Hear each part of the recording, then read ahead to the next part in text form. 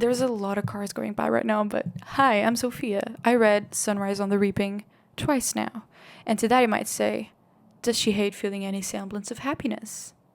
And to that, I would say, who told you? Okay, but now seriously, the first time I read it, I was going through the motions and sort of crying a lot, and then so I had to read it again in order to like really internalize it and think it through. So, and I have some thoughts because I didn't love everything.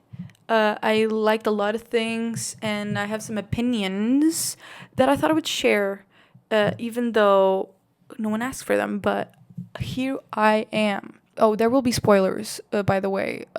Sorry. Continuing. So, to those who don't know, Sunrise on the Reaping is the second Hunger Games prequel. The first prequel was called The Ballad of Songbirds and Snakes. And it is a prequel to the Hunger Games trilogy, who was written in the 2010s by Suzanne Collins. I read it in 2012. I was way too young for that, but that's okay. It was important to shape my adolescence, I think. So I was obsessed with the Hunger Games when I was younger. So I was very excited when Ballad of Songbirds and Snakes came out, and I read it, and I didn't love it, unfortunately. I like the movie better. They made the movie afterward. I think the movie's better. I don't know if that's an unpopular opinion, but I feel like the lack of internal narration in the movie helps for some ambiguity and for you to like come to your own conclusions and sort of read more into the characters, because in the book we are in President Snow's mind, and he's like narcissist, evil dictator, evil blonde President Snow. There's a lot of blonde people in this series. You'll come to realize this. I don't know why, it's just an observation. But yeah, because we are in President Snow's mind in the book, he just says a lot of weird stuff. He says he's very like evil in his narration. So any possible nuance in his character is a little bit lost in the book, because you can't really unsee how he sees the world, how he sees other people, how he sees Lucy Gray. But yeah, this is not about the Ballad of Songbirds and Snakes. This is about Sunrise on the Reaping. Sunrise on the Reaping is during the second quarter quell, the 50th Hunger Games, which were coincidentally Haymitch's games. As it was announced like last year that this was happening, and if you're anything like me, you sort of freaked out. I was really excited about this. I love Haymitch from the original trilogy, and I was really excited about this. And I was very happy when I read the book and I realized that it was better than the Ballad of Songbirds and Snakes. It's sort of a return to form. It feels a lot like it felt in 2012 when you were reading through Katniss's perspective and you were in her mind. And it probably has to do with the fact that Katniss and Haymitch have a lot of overlap in their backstories. They come from the same place. Both their fathers unfortunately passed away in a mining accident, and they have similar temperaments. Although Haymitch is less he's more defiant of the capital head on, to his dismay, because it doesn't really end well for him at the end. Of course he lives, we know he lives, but the people around him don't, and you have that in your head throughout the whole book.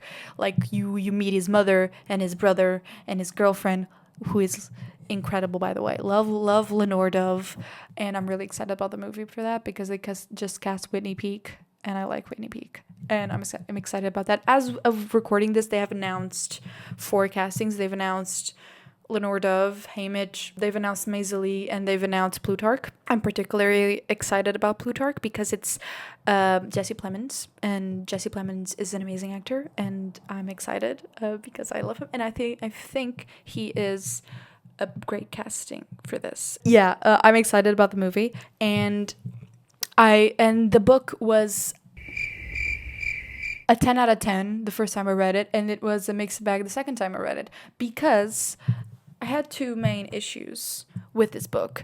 Everything else was great. I feel like the messaging of the power of propaganda and how propaganda shapes the perception of the public, and how Haymitch sees his image being portrayed in a way that's out of his control, in a way that serves the capital. I loved his narration. I loved the new characters a lot. I loved Ampert. I loved Maisie, obviously. She's one of the MVPs of this story. And I feel like that was one of the main things that I really enjoyed. The length is really good as well. The Ballad of Songbirds and Snakes had a lot of criticisms for being too long, and I do agree. It was too long. And I feel like Suzanne Collins took that into consideration. She really made the book concise in a good way. Like it's still long, but not as long as The Ballad of Songbirds and Snakes. One of the other MVPs of this book that I really enjoyed was Plutarch's character.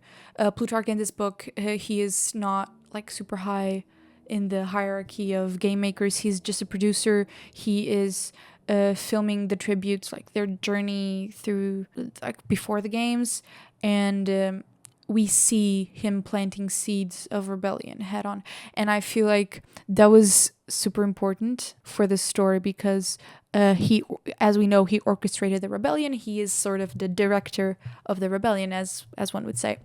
And so it's super important that he is planting the seeds early on. So he had to be included in this story, and his inclusion is incredible. They mention the power of literature through his library. That is something that's very rare in Panem now because censorship and because people don't have access to knowledge from the past. And he has, like, in the Heavensby mansion, they have a library, and it's heavily hinted that that's where the Heavensby's rebellion and the Heavensby's knowledge comes from. It's through literature, it's through books. So that's what I like the most. But I wanted to go through my biggest problem with this book, which was the fan service. I'm calling it fan service. I don't know what else they call it. And by this I mean the reintroduction of characters from the original trilogy that don't necessarily need to be there or wouldn't necessarily be there realistically. Not that they're very shoehorned in and that they feel super contrived, but we have a lot of reoccurring characters, that, especially from Catching Fire. We have Mags, Wyrus, we have Beatty, Effie is here, we have Caesar Flickerman, he is the talk show host, the interviewer, yeah.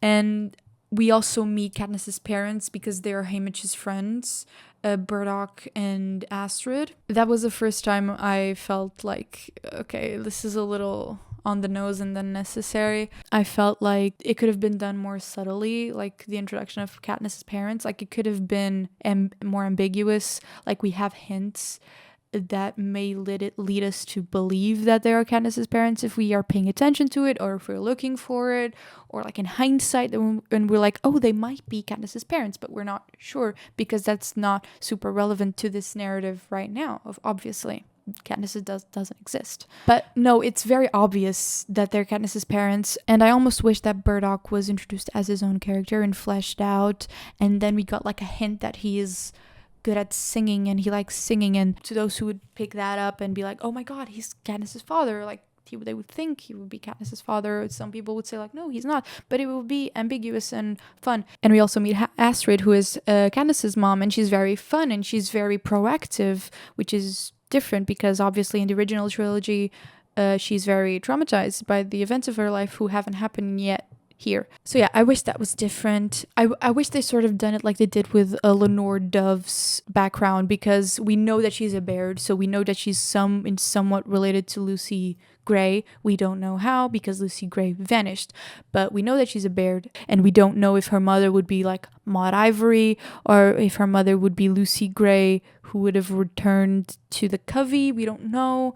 And I like that ambiguity because we do see the graves of the Covey, and we do see Lucy Gray's headstone and Maud Ivory, and we don't know if there are bodies in the graves at all, or if Lucy Gray might actually still be alive somewhere else, and that's just like a headstone with no one under it. And I like that ambiguity, and I like being able to make up my own mind about it. In terms of like who I had in mind, who I pictured during the book, I pictured I pictured just Woody Harrelson, which didn't fit at all because Haymitch is 16, but like Woody Harrelson is Haymitch. Sometimes I shifted to a somewhat 16-year-old looking Woody Harrelson.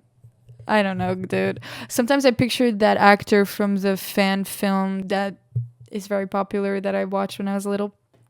Yeah, sometimes I pictured him. Sometimes I pictured him but brunette and like with darker skin because he has darker skin in the books like Katniss, like olive skin, right? But yeah, back to the fan service. I also felt this with the inclusion of Mags and Wyrus. Don't get me wrong, I feel like the explanation of their mental state in Catching Fire is here. Like we see what happens to them and why they became this way, the way that they did in Catching Fire. I just feel like because there's so many recurring characters, the world felt a little smaller than it did in Ballad of Songbirds and Snakes. I wish we had included more original characters alongside the recurring characters. So maybe they can have two mentors, but it would be like Mags and someone else that we haven't met before. I feel like that would have been fun and that would have expanded the world a little bit without making it too expanded. We also meet Beatty. He is mentoring his son because his son was again he was picked illegally, like they are mostly in these books. He was picked illegally to go to the Hunger Games as a punishment for Beatty because he developed some sort of rebellious mechanism, some rebellious thing, and he didn't realize that the Capitol had realized that he'd done that, and they took it out on him by killing his son because they won't kill him because he's too valuable. So they'll kill his son and make him mentor him to torture him further, which was heartbreaking, really, because we know that his son is going to die. Ambert was so sweet as well. Also, Effie comes back in clutch to help the stylist of the games, and that felt very fan servicey, to be honest, because the games are very disorganized a little bit. They're more organized than they were in the 10th Hunger Games in the Ballad of Songbirds and Snakes, but they're not as organized as they are in the 75th. The tributes are still very much treated like animals a little bit. And they really don't care about the District 12 tributes because they never win. So they don't have a lot of resources. Mags and Wyrus really try to help them distinguish themselves because it's very hard for them to distinguish themselves with the twice amount of tributes. They in the second quarter quell they have 48 kids, right? They help them, but the stylist really doesn't do anything, and so Effie comes in clutch and helps them with outfits for their interviews. And I love Effie. She's very sweet and everything, but it does feel like the world gets smaller because we just the same people just come back, unfortunately. I would have loved if it felt more organic or more natural instead of her just showing up like out of like just came in clutch, just showing up. I guess, yeah. I don't. You can disagree with me. This is not like a super strong opinion that I have, but so I would be okay if you like. It's fine if you disagree with me. Obviously, it's just how I felt reading it the 2 times that I read it. So the second issue that I had with the book was a specific scene where President Snow meets Haymitch before the games, and this is after Haymitch has displayed some rebellious attitudes towards President Snow and towards the Capitol in general. And this scene was odd because it had some of the best parts of the book and the worst parts of the book that completely took me out of the story. The best parts of the book for me were Haymitch's interactions with Plutarch. And this is where the library comes in, and we see the power that these books have and how they make the Heavens Bees and their rebellion what it is. And then President Snow shows up, which was the purpose of Plutarch bringing Haymitch to his mansion. And President Snow is in this state of he's unwell. He's vomiting. He's like sweating. He's pale. He's pasty. He's vomiting blood, I think. He's like everywhere in the fountain and stuff like that. And this is really weird. This completely took me out of the book because this is unlike any other version of President Snow we've seen. Like, we've seen President Snow when he was 18 years old, and we've seen him when he's like 80 something in the original trilogy. And his characterization as we know it is someone who refuses to show weakness, refuses to not show a super pristine, a super polished version of himself to anyone, especially his opponents. Like, he says, like, never let them see you bleed. In the original movies, he says that to not let them see you bleed. So for him to show himself in this vulnerable state it was completely jarring for me, because even President Snow at 18 years old, he was obsessed with not showing weakness, because he did starve a little bit. He didn't have a lot of food, and he was like struggling financially in the Ballad of Songbirds and Snakes, but he refused to show that. Even if people still noticed, he refused to show that. So for him to show himself in such a state of vulnerability was, I don't know, dude. It took me out.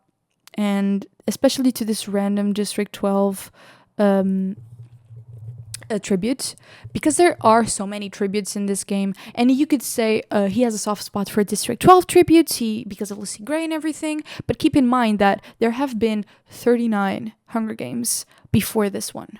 There have been like more than 70 tributes from District 12 who have died.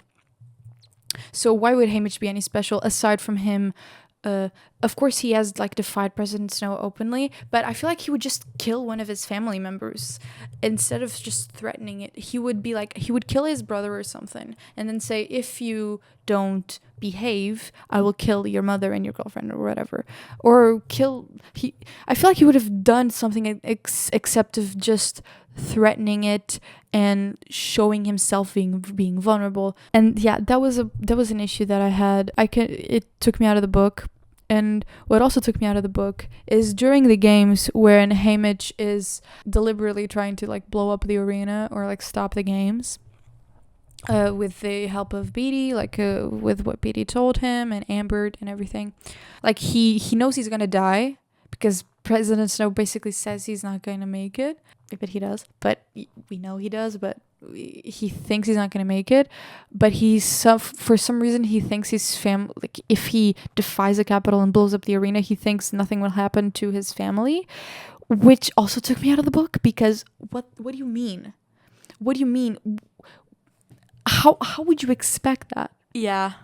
That was something. And then by the end of the book, he wins, as we know. And it's interesting because we see the real version of the games that we didn't see in Catching Fire. Because in Catching Fire, they do see Haymitch's games. They play them back, but it's the altered propaganda version of the games, where a bunch of stuff that Haymitch did is obviously not shown, because he defies the Capitol, he blows up the tank of water that like makes the arena malfunction, he tries to blow up the generator, and it's a huge thing. And of course they don't show it because, as we've seen throughout the whole book, propaganda shapes perception, and the government uses propaganda to shape the public's perception of not only Haymitch, but like everything in general. And Haymitch is plagued by this.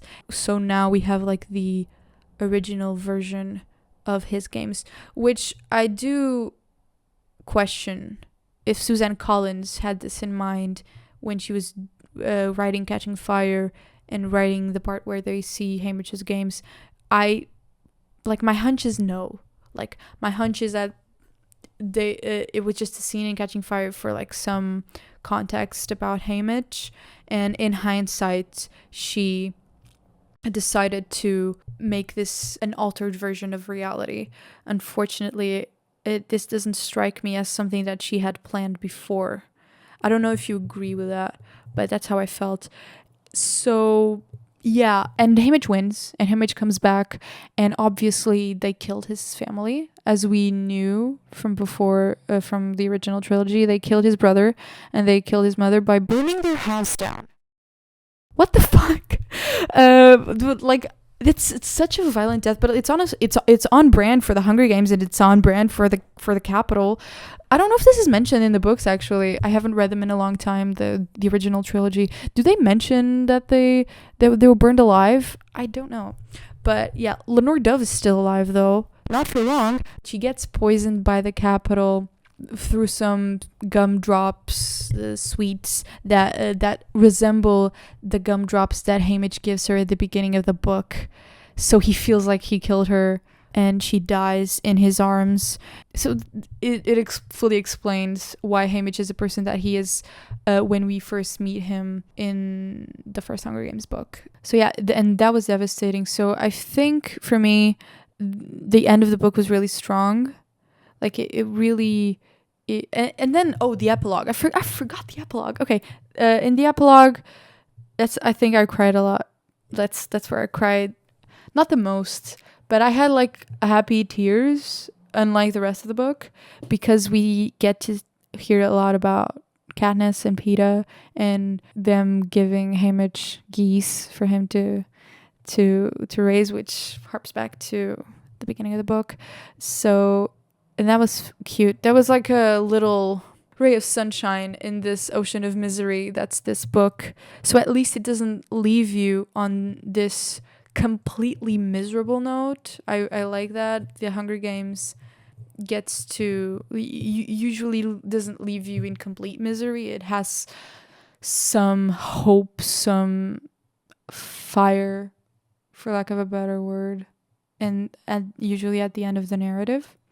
And this is no exception. Honestly, I liked it more the first time I read it, and then these problems that I had with it stood out, unfortunately. And during my second read, they don't at all make the story like bad or anything. It just sometimes takes me out of the narrative, which is unfortunate. I wish the characters that we've met before that show up here were either introduced more like more in the background, or more subtly, or more in a way that's more open for interpretation than the very expository, blatant way that they are, except for Plutarch, who I think his role is super important, and it's very well done. Also, I think Caesar's fine. He has just obviously a minor role, and he is the Caesar that we know. His inclusion makes sense. I wish Katniss's parents were included more subtly. I wish Wyrus and Mags were either included like separately in smaller roles, or just one of them, and we could have another person come in, because again, it does make the universe feel a little bit smaller. These are my thoughts. This was a great book. It was better than The Ballad of Songbirds and Snakes, unfortunately, for The Ballad of Songbirds and Snakes. It's very reminiscent of the original Hunger Games trilogy. It feels like it did before. Just a little more miserable, because the silver lining is only decades after this book ends, and well, we know that. So yeah, these are my thoughts. Thank you for watching. This video is probably very chaotic, but I don't know, so is my computer right now. Close your tabs in your computer, because you probably have a lot of tabs open. So yeah, thanks for watching, and see ya. Close the tabs in your computer.